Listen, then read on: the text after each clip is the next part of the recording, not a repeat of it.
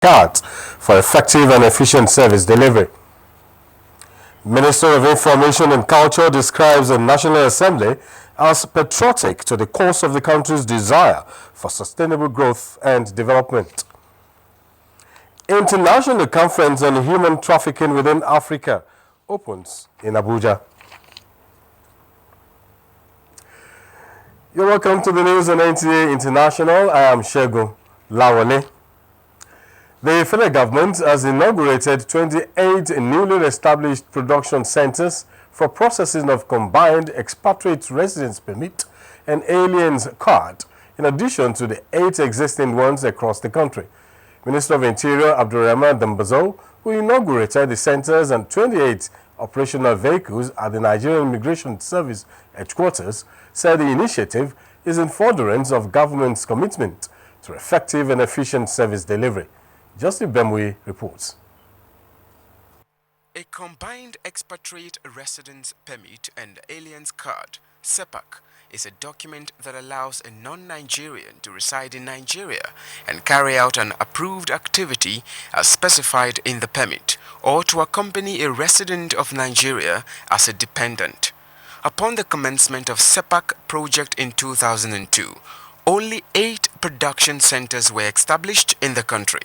Now, the federal government has approved 28 new additional SEPAC production centers and also inaugurated 28 operational vehicles donated by a private firm in the spirit of the recent executive order on promoting transparency and efficiency for the creation of an enabling business environment. The Minister of Interior approved the establishment of 28 additional SEPAC production centers spread across the various state capitals to actualize our dreams of making SEPAC facilities more accessible to our various stakeholders whose interests we all need to protect.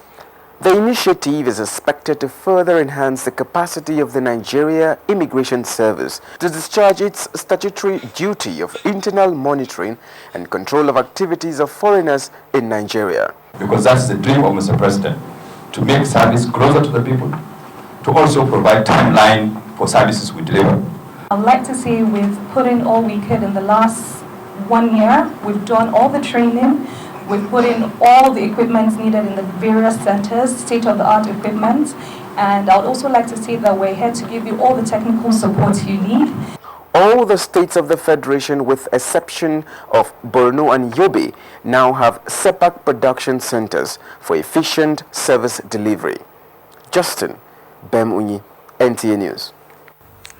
Towards solving youth unemployment, the federal government of Nigeria, through the Ministry of Communication, has commenced training of youth in information and communication technology. The Acting Director General of National Information Technology Development Agency, NITDA, Vincent Olatunji, stated these were flagging off the training in Abuja. Joseph Johnson reports. The visit of co-founder of Facebook, Mark Zuckerberg, is a confirmation that Nigerians, especially the youths, have fully embraced all that came with the information and communication technology, ICT. However, in the face of this development, youth unemployment remains a daunting challenge. This perhaps is the driving force for this training, which is targeted at creating jobs for the teeming youths in the country. That's why we're trying to encourage our own to say this is the new way of doing business across the globe. And who knows, we may have our own global brands from them. Aliyu is 21 years old. He tells me he aspires to be an ICT entrepreneur, and like many other participants, he hopes to contribute his quota towards developing the fallen Nigerian economy. We need to invest a lot in terms of IT infrastructure because that will help to boost our economy. We're actually here to try and impact on them and give them the tools that they need to become entrepreneurs and develop their own businesses. I would advise people to go on the NITDA website and then go on the link and register. A total number of 2,500 youths are expected to be trained in different programs, and about 700 successful ones will get direct employment at the end of the first tranche. Joseph Johnson, NTA News. The advocacy against human trafficking for cheap labor, sexual exploitation, and organ harvesting has been further strengthened with an appeal to the European Union to consider and adopt the Nordic model, which criminalizes the purchase of sex as a veritable means of combating human trafficking for sexual exploitation. Lachide Bello reports that this was the consensus at the International Conference on Human Trafficking in Africa. United Nations Office on Drugs and Crimes estimates that about 20 million women and children are trafficked around the world in various ways, either for sexual or labor exploitation, with 55 of women and girls and over 5.5 million children. In furtherance of the global action against trafficking in persons and the smuggling of migrants, the European Union and the United Nations Office on Drugs and Crimes have launched the Global Act to be implemented in partnership with the International Organization for Migration and the United Nations Children's Fund through to 2019. Understanding the involvement of Nigeria in the anti-human trafficking movement, the country became signatory to the Palermo Protocol in the year 2000 and domesticated in the year 2003. Training of border control mechanisms for training on border control with immigration officers. Improving economic situations and also eliminating those socio-political conditions. It's an attack on every one of us, humanity. And for that reason, and for many more, but it is unacceptable. It is a scandal that we have to eradicate. The conference seeks to connect stakeholders and strengthen cooperation between countries of origin, transit, and destination in order to explore collaborative strategies to prevent human trafficking in Africa. In Abuja, Lachide Bello, NTA News. Minister of Information and Culture Lai Mohammed says Nigeria has a National Assembly that is patriotic to the cause of the country and will not in any way come up with laws that will be counterproductive to the present administration's desire to bring the country back on the path of sustainable growth and development. The minister was speaking when he received in audience the managing director of the Nigerian liquefied natural gas in Abuja. Anthony Forsen reports.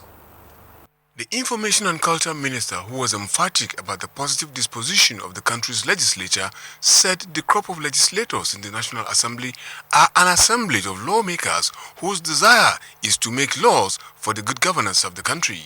Lai Mohammed said the present administration on its part will not come up with policies that will encourage capital flight from the country, saying what the President Muhammadu Buhari-led government is encouraging is for an enabling environment to be created to attract investment into the country. We must find a strategy of really saving our country. Saving energy is saving Nigeria. So it's where we're concerned as you are. After all, we own 49% interest in it, so we are serious stakeholders. You can't create energy as you can create another company. The minister was glad about the huge revenue it turns into the nation's economy, as well as the employment opportunities made available to Nigerians by the company. Earlier, the managing director of Nigerian liquefied natural gas company, Tony Atta, had solicited the minister's intervention in a proposed bill before the National Assembly. Look towards you for the sustained partnership between this company and Nigeria through your interventions as much as possible, perhaps at the FEC or in the course of your day-to-day job when you meet with our legislators. They need to be informed that their act may impact the reputation of the country. The managing director said the NLNG as a company has contributed over $20 billion in the last 5 years to the NNPC, as well as another $5 billion as tax. In Abuja, Anthony Forsen, NTA News. Chief Justice of Nigeria, Mahmoud Mohammed, has enjoined the nation's judicial workers to respect the code of conduct for court employees and the ethics of their office. He says this is the surest way of ensuring a synergy between them and the judges at the nation's courts. He stated this at the opening of a 5-day workshop for chief registrars and registrar of federal and state courts in Nigeria. Judiciary correspondent Femi Okewu reports. The Nigerian judicial system provides for a code of conduct for its judicial officers, who are the judges, and also judicial staff, who are the administrators of the various courts. The different codes of conduct are structured in such a way that a synergy is created between the judges and administrators of the courts. Knowing how fast the system is now breaking down is why Chief Justice of Nigeria is calling on chief registrars, directors and secretaries of judicial service commissions or committees to adhere to their codes of conduct as a way of enhancing justice dispensation in Nigeria. It would not be out of place to state that we all play an integral role in maintaining an efficient, impartial, and transparent system of administration of justice, especially in the light of the expected challenges which the Nigerian judiciary will face as our democracy continues to grow. The 5-day workshop, which is attracting court administrators from across the country, is to help them align with the judicial reforms in Nigeria. Since you more often come in contact with those who seek the services of the judiciary, you should always shun all forms of misconduct and corrupt practices. You must discharge your duties creditably in order to promote public confidence in the judiciary. While this crop of judicial staff may not, at least for now, be directly in charge of adjudication, their role in the nation's judicial system is indispensable to the quality of justice which Nigeria desires. From the National Judicial Institute, Femi Okeowo, NTA News. From judiciary matter to politics.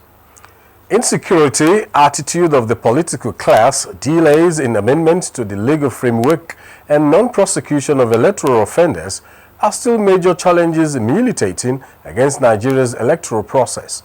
Despite these, the Independent National Electoral Commission says it is determined to deliver on its mandate and conclude the Edo State governorship election scheduled for September 10. Ifeanyi Okafor reports. 56 years after independence, Nigeria continues to strive to nurture a democratic political system that aligns with expectations of the people, especially as regards transparency. Remarkable progress has so far been made after what many perceived as badly conducted elections of the past, from the 60s to 90s. Today, the Independent National Electoral Commission, under Professor Mahmood Yakubu as chairman, declares unwavering commitment to deliver a governorship election in Edo State that will be free, fair and credible, and one where every eligible vote would count. Very soon, Edo, we have Rivers to conclude, and thereafter, Ondo election. This relatively new commission, sworn in only on the 9th of November last year, has so far conducted 137 elections. Yet a number of drawbacks still impede INEC's progressive success with every election conducted. But the Commission's strategic program of action and policy guidelines, garnered through coordinated engagement of all critical partners, is expected to ensure seamless execution of all tasks ahead of the Edo governorship elections. Preparations are ongoing. We're worried initially by some of the rhetorics that are coming out from some of the candidates and their supporters, and we've had meetings with them. The Resident Electoral Commission Edo State has had a series of meetings, stakeholders meetings, meetings with the political parties, meetings with the candidates, and so far so good, we're on course. Civil society organizations have expressed palpable fears on the current composition of INEC, desperation of political actors, violence, logistics and technical deficiencies, as well as alleged corruption of some INEC staff, while they advocate the establishment of an electoral offences tribunal or commission as a way out. Calling on President Muhammadu Buhari to immediately reconstitute the board of INEC with persons of unquestionable integrity. In the light of these, the electoral umpire must prove that it can succeed in its role as the impartial arbiter in the conduct of elections, beginning with the governorship election in Edo State on September 10. In Abuja, Ifeanyi Okafor, NTA News. The revised national policy on food and nutrition targeted at reducing the proportion of malnourished people, increase exclusive breastfeeding and complementary feeding for children is to be launched. The Minister of State, Budget and National Planning, Zainab Ahmed, He announced this at the opening of the 2016 Nutrition Week with the theme Nutrition as a Key to Sustainable Development. Chimdima Ndubisi reports. Malnutrition is an endemic in Nigeria, with 2.5 million children said to be affected, 2,605 of them in internally displaced persons camps in the northeast, and that every day 1,200 children die from it, and 5 of them in IDP camps. Non-exclusive breast and complementary feeding for children under 5 and poor hygiene are some factors contributing to the high morbidity rate. The malnutrition in the northeast, the government realizes that this is a crisis and the government is addressing it, a crisis that is left alone to the federal government, but a crisis in which even the private sector must see itself as a major stakeholder. To reduce these figures put out by the Nigeria Demographic and Health Survey, this year's Nutrition Week is raising awareness on the appropriate food and dietary diversification. The revised national policy on food and nutrition to reduce the proportion of people who suffer from hunger and malnutrition, to reduce stunting rate. We should go back to our local foods. Fruits, vegetables, they are very nutritious. The federal government, in partnership with state governments, will continue funding school feeding programs, a project experts believe, if adequately implemented, will provide children with the 1/3 of their daily nutritional needs. In Abuja, Chimdema Ndubisi, NTA News. You're watching NTA International News from Abuja, the nation's capital. Stay tuned for reports ahead after the break. Have you been thinking about coming to Nigeria? Then what are you waiting for? Come share in our wealth of vast resources. Come discover treasure. Come to where there's lots of business opportunities.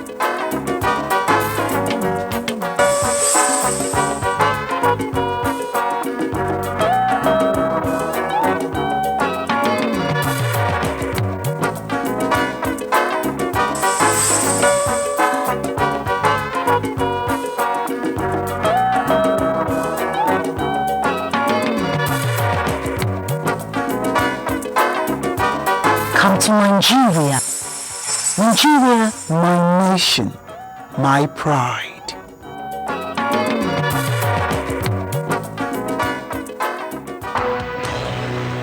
NTA International News. Africa as it is. Welcome back. The Director General, Voice of Nigeria, Osita Okechukwu, said President Muhammadu Buhari is not looking the other way when Nigerians are passing through economic challenges after enjoying majority of their votes to clinch the presidency. Speaking to the Nigerian Television Authority, Mr. Okechukwu explained that the situation is inevitable if steps must be taken to address wastages put back on track, due process, legitimacy, and correct ethical ways of doing things in the past.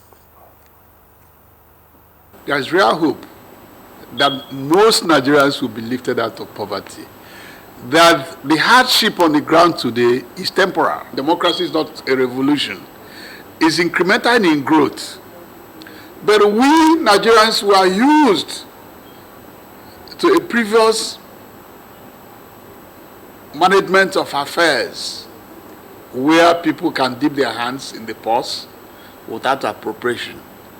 President Muhammadu Buhari said he wouldn't do so. Immediately, the 2016 budget, which is his own budget, start taking effect, being implemented, there will be small ease. Sasuleja reports that the Director General also said that the state of Nigeria's currency and industries will change for good as the economic policies mature very soon. And for stories from the financial sector, Chiazalam Akie will be our guide.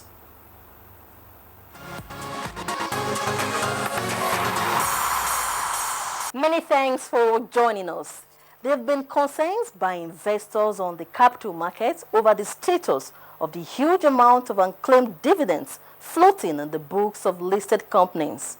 the country's unclaimed dividends have risen to an unprecedented figure of 90 billion naira within 15 years. That's the argument of some shareholders associations that the money belongs to shareholders and therefore it would not be appropriate to divert, as it were, the money to other uses. But in my view, too, as I said earlier on, a case of unclaimed dividend for 12 years, think of it, for 12 years, okay, is not likely to be claimed. It's most unlikely to be claimed. And where you have that kind of a situation, it's better to put it to a better use.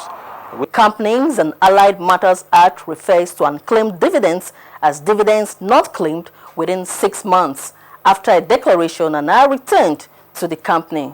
And finally, trading on the equities market closed Monday on the negative notes. Here is a graphical illustration.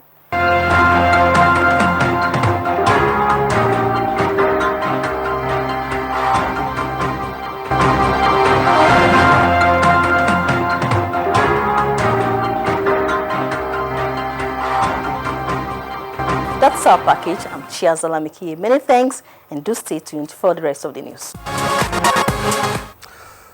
Chinese President Xi Jinping has appealed to the G20 to engage in supporting Africa and least developed countries with their industrialization so as to reduce inequality and imbalance in global development. The Chinese leader, as host of the summit and president of the G20 for the year, proposed the implementation of the 2030 Agenda for Sustainable Development. Julieta Rhino reports.